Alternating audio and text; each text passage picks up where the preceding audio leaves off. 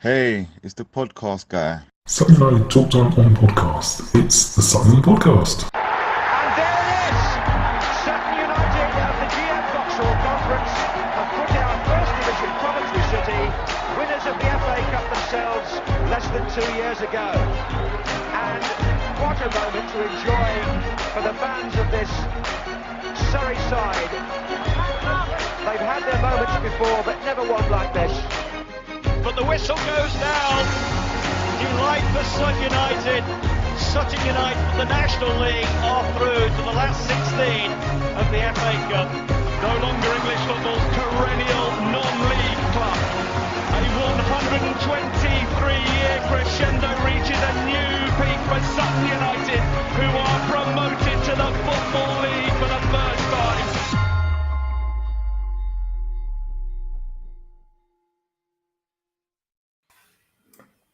Hello and welcome to another episode of Sutton United Talk Time on podcast.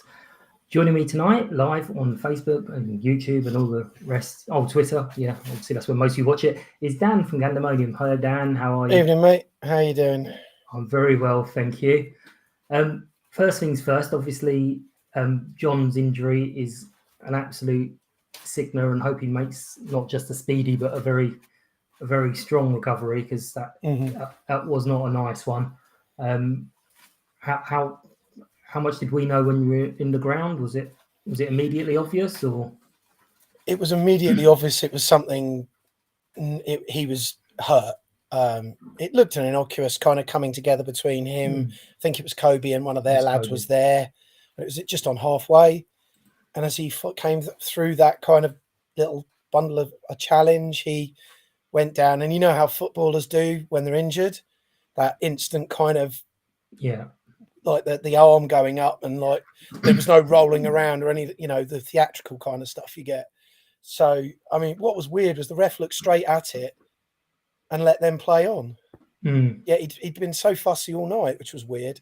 But yeah, you could tell he'd hurt himself. It was a bad whack. But where he was there kind of with his hands in his sort of lower leg. So we thought, well, it's at least he's got to at least have dislocated it, or it's bare minimum, a bad ligament injury. But yeah, we found out fairly quickly. It was, once they obviously strapped him all up and stuff, it was a busted leg. Yeah, it became quite obvious that the amount of people around him and Matt and everyone has already said brilliant and response and thanks to all the Stevenage medical staff who were on helping as well. There were like 4 or 5 people from our bench and theirs pretty much on straight away once the ref stopped the game. So yeah, it was dealt with remarkably quickly, we thought. Yeah, so as I say, hopefully a strong recovery. I know everyone says speedy recovery, but I deliberately say strong because that's more important than coming back quickly. Speedy recoveries don't tend to happen with that kind of injury, sadly. No. I did also check in with Kobe today, and he appreciated the fact, because he must be feeling, I mean, it's a bad enough thing if it happens to an opponent that you've challenged, but then for a teammate, as a mate, it's someone you're friends with. He was clearly distressed immediately afterwards. He was clearly upset about it. So just one of those things. It was, it's not really. There was no malice.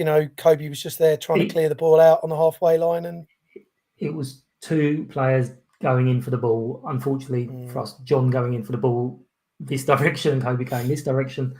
It was one of the things that could happen 999,000 times and nothing ever come of it. But it was terrible. But on the game itself, I do remember, I didn't actually get to watch the first half, but that's it. Yeah, I did see from everyone's comments of, this ain't too bad. Until you confused me a bit, because you were like the first 15 minutes, but I'm sure it was about 30 minutes. Yeah, it was, I don't know why. I think I meant to put first 25 and just hit the wrong button on the tweet. But yeah, first half was all right. I mean, we didn't cause them too many problems in attack, but defensively and the rest of the squad, we kept a shape really well. We worked hard. We kind of frustrated them a little bit. They didn't really create anything of note prior to the goal, really. I mean, they got forward and stuff, and they, to be fair to them, they were a good side. They attacked with purpose, but they just that final ball wasn't quite there for them. And it looked, you know, we were doing quite a good job, and then we didn't mark a bloke who was on the edge of the 18-yard box and still headed it. And past our 6'9" goalkeeper as well. So and what looked to be about four other players it went past on the way through as well. I haven't actually watched it back. I haven't watched any of it back because I'm avoiding that at the moment as well. But yeah, I mean, apart from the goal, which is obviously quite important in football, most people I was seeing were saying we were playing better. The performance was better. Performance we were quite confident. Compared to Saturday, the performance was miles better. Just our shape and just general, you know, the way we just carried ourselves on the pitch was just so much better. We were a lot more composed. We weren't creating a lot up front, but we looked fine. I mean, we were in the game, not in any real danger until we were. Well, then obviously half time is normally a nice little thing where Matt and the management team sort out any of the things that have come as a bit of a surprise to them, and we get to come out second half nice and strong and turn things around, which went well for 2 minutes. So at that point, were you just like, oh God, here we go again? Or it was weird in that the first minute or so you thought, oh, all right, we're at least going to get the same again. And then suddenly they had this one attack where for about it came down this flank, and then we cleared, and then the ball got looped back in. And there was a couple of phases where it just felt like we just stood and watched and gave them, every one of their players, about 5 yards of space to do what they wanted to do. And the guy popped the ball in, and even that was the guy won the header. Lewis has made a decent save from the, you know, quite a close range header. Yeah. And everyone was just stood watching the 9 in acres of space to thrash it in. And it was just, it was one of the ones, if you do watch the video back, you'll see when he thumps it in, everyone in a green shirt stood there with their arms out going, what's going on? Who's picking him up? Well, because you've switched off, lads. It was just a weird passage of play. And So- from that point on, it was game over. Yeah, so I was going to mention that, and you know I don't like digging people out or anything like that, but that's now 2 goals that we've conceded after Lewis has made a save, and it's been palmed almost straight out to one of their players. You've obviously seen him more than me because he's mostly been away games. Is that something he does, palming it out, or does he? To be honest, Or just really unlucky. I actually feel really sorry for Lewis since he's come in, because he's come in, he's replaced Jack, who, to be fair, was doing really well, and he's just out injured. Lewis has signed, and I think everyone got the feeling he signed as the number one, really. And then since he's come in, I'd say probably 3 of the back 4 have just disappeared practically in front of him. Yeah. He's had so little cover. He's probably had to make more saves in his 3 games so far than Jack had the whole of the rest of the season. Yeah. And you know, I know it's easy to blame a goalkeeper because you've conceded 3 there, 2 at Salford, 2 against Salford, and the one on Saturday. But I mean, Saturday, if it wasn't for him, we'd have lost by about 3. Yeah.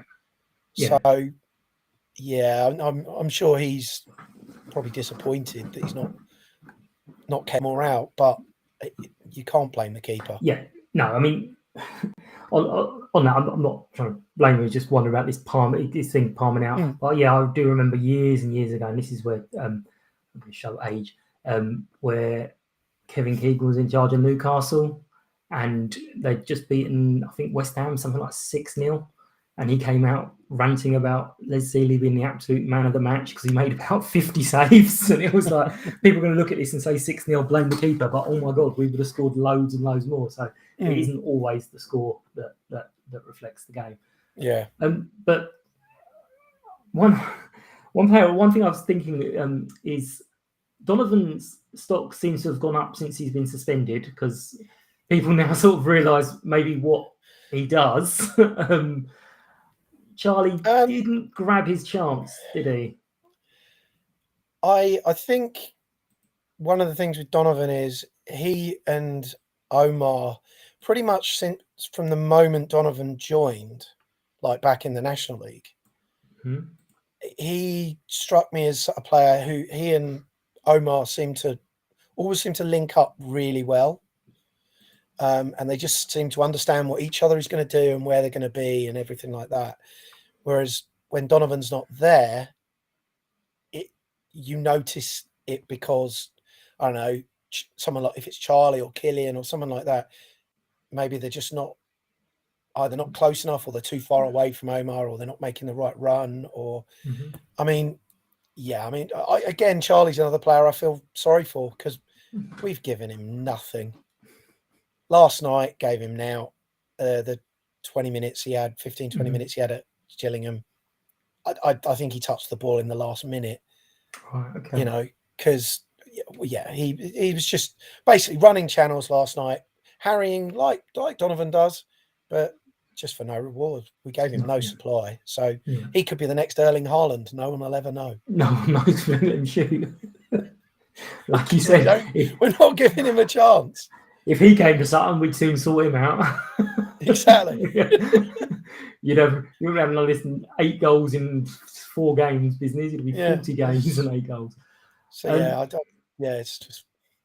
So there's been obviously lots and lots of talk about how terrible things are and how awful it is. I mean, not being the happy camper, but we massively overachieved last season. Yeah. And this season, we're probably realistically still overachieving in 14th. Things aren't looking great. The injury list is looking worse and worse and worse. And I think this matches Matt's worst run. There was in his first season, including that infamous Billericay game where we lost 4 on the spin. So this sort of matches that run. And there was comments about how the recruitment has been in the summer, which I find a bit odd because Sam, if you look at Sam Hart, he didn't miss many games through injury the last couple of years. Yeah, and has barely kicked a ball for us this year. Yeah, since he joined. So you wouldn't have said you're taking on a player with an injury risk. Yeah, but something's happened. We don't know what. Got to remember sometimes these footballers are private as well as our property. So something's happened. He's clearly in around the squad because he was on the sort of open day thing that Donovan went to because he was suspended yesterday as well. Yeah, I did see that. Yeah. So he's going to be in and around. But some of the others, I mean, when Kwame came on yesterday, he almost seemed to be trying to get booked to prove he was on the pitch because he was sort of putting himself about a bit. Putting himself about a bit is probably the right word. Whether he just wanted to, maybe he just thought that we'd not imposed ourselves up top enough, so he just wanted to kind of make his mark. I don't know. Yeah, but it's one of the move on. We lost. We're going to get a few of those games every now and then. I mean, I think most people generally thought until the goal that it was better than Saturday. And they're a much, much better side than Gillingham. So, I mean, I'll be honest, I went into the game not expecting much. Certainly not in a result way. Yeah. Just wanted a better performance than Saturday and something to at least build on. But it's... Yeah. I mean, the injury list is horrendous. And I said this last season, the magic pitch, which was terrible for players' knees and injury problems. We didn't have any injuries at all. Yeah. And this season again, some people have questioned whether the fitness in the training, but all the injuries seem to have happened on the pitch last year and this year, apart from Sam, which is we don't know. But Ben was on the pitch. Ali, something happened on the pitch. I think Andy said he was sure something happened a few weeks previous. And I think Ali was more. He probably twinged something. And they didn't pick it up. Yeah. And he's played on with it. And then that's what's, he's played a couple of games and then in training it's let go. Yeah. So, I mean, it's I mean, even back when we had the 3G, I think we had 2 ACL injuries, didn't we? with Ross Warner, and who else got one? Brown got one as well, didn't he? And they were both of them got them on grass pitches. Yeah, playing on grass. Tommy as well. Tommy Wright was on a grass pitch. Yeah. So we had 3 ACLs in like 18 months, and they're all on grass surfaces. Yeah, absolutely. So more. Yeah, the man going to that 3G stuff again. Dangerous, that stuff. But yeah, so it's a difficult one because obviously we've now heard that Harry has been playing for a hernia, which might explain some of his performances have been a little bit not Harry. Yeah, he dropped. He didn't look himself on Saturday. There was definite drop off, and he wasn't quite as all action in the kind of game or two before that. So we just thought it might be a knock, and he was just being Harry. He's playing with a bit of bruising or something. But yeah, then someone was saying on Tuesday night that he's been playing through a hernia. So it's like, well, that's going to need an op. Yeah, exactly. And I mean, again, it just shows. I said this a couple of weeks ago when we were talking about joke, is he having cramp, but he should be fine for Saturday. It's just like what they do is madness. I mean, you and I, hernia, that's it. I ain't moving. That's it. I'm on the sofa. But he's playing, 3 games. I think he played with it. So, but yeah, I mean, it's going to make the old fan hub lineups a little bit easier for us because there isn't going to be many people left. Yeah. So, but in all seriousness, we've got a bit of an issue. Not even necessarily in midfield, but a fullback, because Rob can't be expected to play every single match. I think we've just got to rely on Callum Hart getting back to fitness within the next game or two, and then maybe we can swap. Either he can play, fullback, and Rob can go into midfield. To be fair, I'd quite like to see a bit more of Adam Lovett. There's obviously he's there. He's a midfielder. Yeah, we don't see him in training, but when he's come in, no one's ever gone away going, yeah, he's not at the levels. I mean, he only had basically injury time to kind of play last night because John got injured with like a minute or two to go. So he had like a 15-minute run out that he wasn't going to get. And, and he buzzed around, he made himself busy, got himself like areas. I've not seen anything from him that makes me think that he's not good enough. So, I mean, sometimes players like him, this is the way their opportunities come about. Yeah. Well, it happened for Ali last year, so. Yeah. Who knows? Okay, so we'll draw a line. I'm not going to do the player of the day because I don't really think it's that appropriate, and I think you'd struggle to pick out 4 anyway. So if there is going to be an award, it's going to be a sympathy award to John, but I'm not going to do it today, so we'll skip that. We will now move on to the Tranmere match at the weekend. A couple of things before then. You may well have seen the tweets, but if not, look for them. I might sort of copy them in again if I remember. Sorry, but Dave is doing his 24 miles in 24 hours or something like that, where he's literally got to run a mile every hour, including the match time. So he's going to have to try and negotiate getting out of the ground, doing his mile, and then coming back in again, or somehow doing laps of the pitch. I'm not entirely sure how he'll be doing that, but that's for him to work out. But joining us as well to sort of preview the Tranmere match is Ant. Hello, Ant. How are you? Hi, Mike. Doing good, mate. How are you?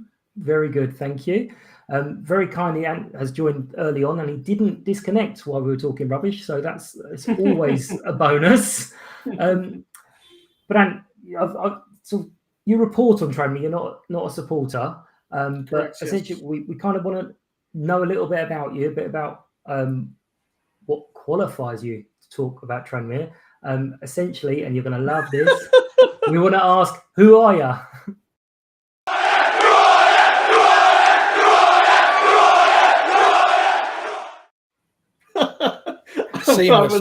I was not expecting that. So I work for the Liverpool Echo and the Wirral Globe, the 2 local newspapers on Merseyside, and I pretty much do most of, if not all of the Tranmere content for everyone. So that's pretty much why I'm qualified to sit here and talk about the team, I think. Excellent. It's far I'll more go with qualified than that. I am, to be fair. I go to the home And matches and likewise. yeah, and talk rubbish. And then people go, "Oh, you do Sutton United content? Come on us." No. Ask someone good. So, how long have you been sort of reporting on Tranmere? Funnily enough, actually, it's my 1 year anniversary on Saturday. I knew that. You see, that this is why I planned for you to come on today to celebrate happy anniversary. Thanks, mate. Yeah. Do you do the away games as well? Or Yes, I will be there on Saturday. Yeah. Excellent, lovely. You'll get to see the. Have you been to Sutton before? I've not. No. No. You'll love it. Well, I've been to some interesting grounds in League Two, so You have not. I guess we'll see. Our ground is a non-league ground and we love it. The only thing we're disappointed about is they have now closed/condemned the old toilets that used to be at the away end. They were a thing of utter beauty. As long as I can get myself a cup of tea at halftime, I'll be satisfied. Oh no, if you're in the do you sit in the press? You'll be in the press box. You'll be fine for a cup of them. Yeah, honestly, I'm not bigging them up, but the club are they're proper. They do things right. We've had lots of journalists go, "Oh, okay, we're a non-league club in the football league, but they look after you properly. They're really good." But how's the season gone for Tranmere so far? What's the highs and lows? To use a football cliche, it's been a tale of two halves, really. Like the first half of the start of the season was abject, I think, to say it kindly. Things started pretty terribly for the team this season. Just looked like they had nothing going on for them.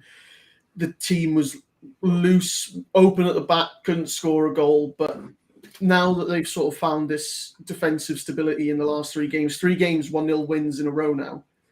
And I am now that they're looking solid at the back again, because it's been a trademark of Mickey Mellon teams in the past as well. I think that it's really going to be important that they keep up that defensive stability, because the forward players, they really have struggled this year. Yeah, because you had the guy on loan from Liverpool last year. Has he come back or? So Paul Glatzel, he was on loan, tore his hamstring around March time. Had to go back to Liverpool, came back on deadline day. Then 13 minutes into his second Tranmere debut, he tore his hamstring again. Mm-hmm. It's the pitch. You need a 3G pitch.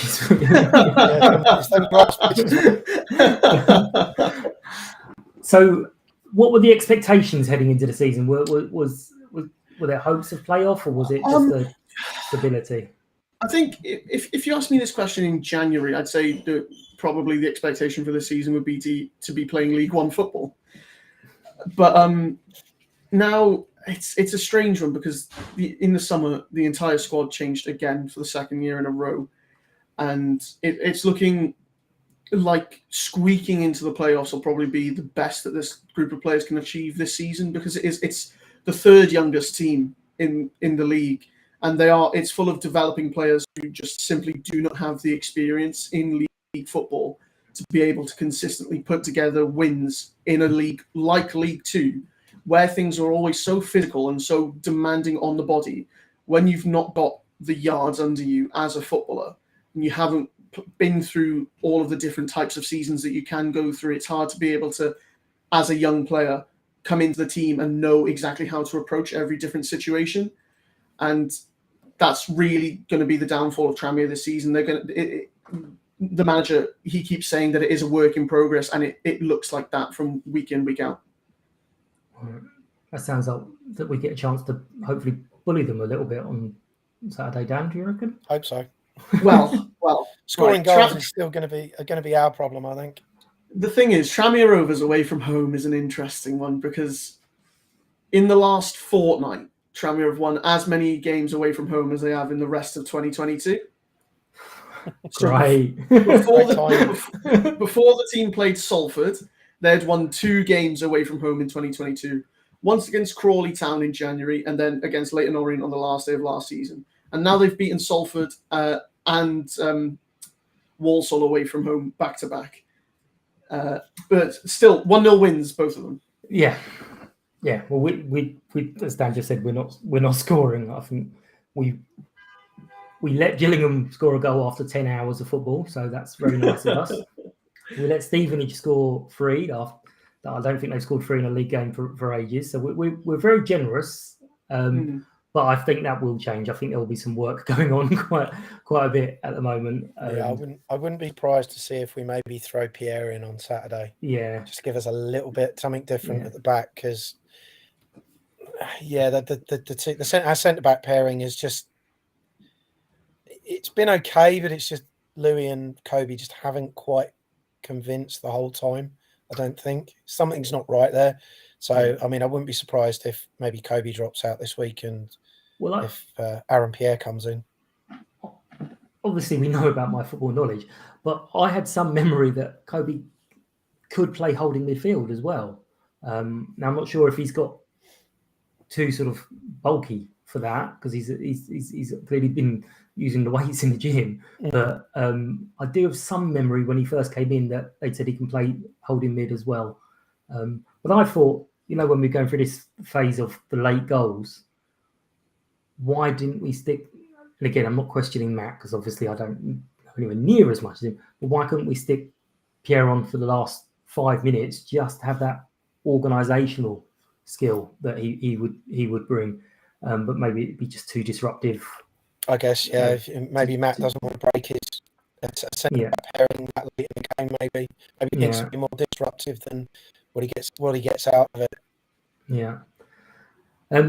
So just to sort of wrap up, how do we think the game's going to go? It's going to depend on the team that we got available, the weather, and all sorts of other things. So I'll go with you, Ant, first. Well, before we started the podcast, Mike, you talked to me about how Sutton have backed a rigid 4-4-2 for the foreseeable past. And honestly, that's now how Tranmere Rovers are playing as well. So it's going to be, for lack of a better term, the battle of Brexit, if you want to go with that, because that's the kind of game that I'm expecting. I think Tranmere will set up defensively solid. Jordan Turnbull, Danel Semeyu both didn't play in midweek in the Papa John's Trophy. Both fullbacks didn't play either. It's going to be a fresh team. Everybody's going to be very well rested. But the goal of a Mickey Mellon team is to make sure they don't concede first before worrying about scoring goals. And that's how I see the game going on Saturday. I think it'll be a grueler, possibly even a 0-0. I hate predicting 0-0. Yeah, Dan.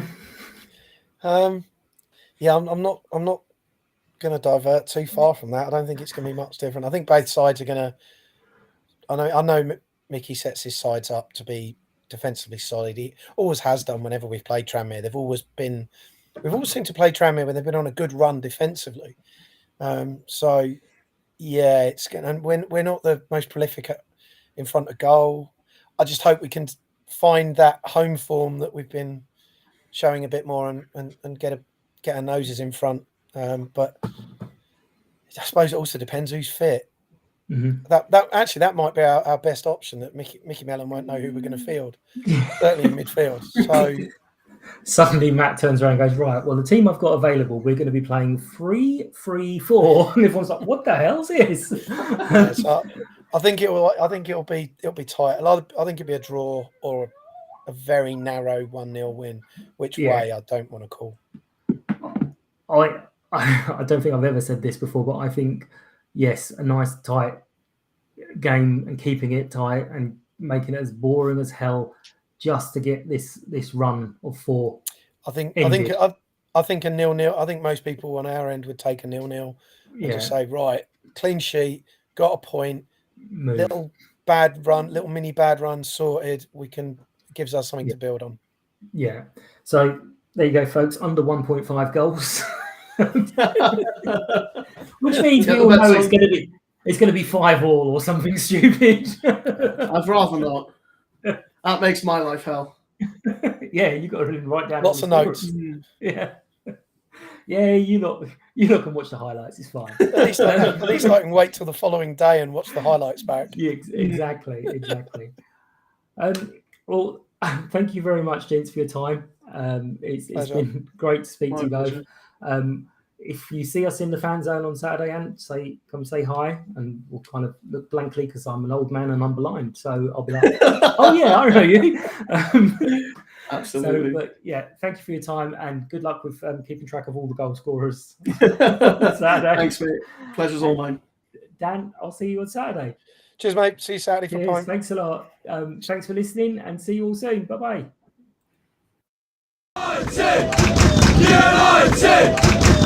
United!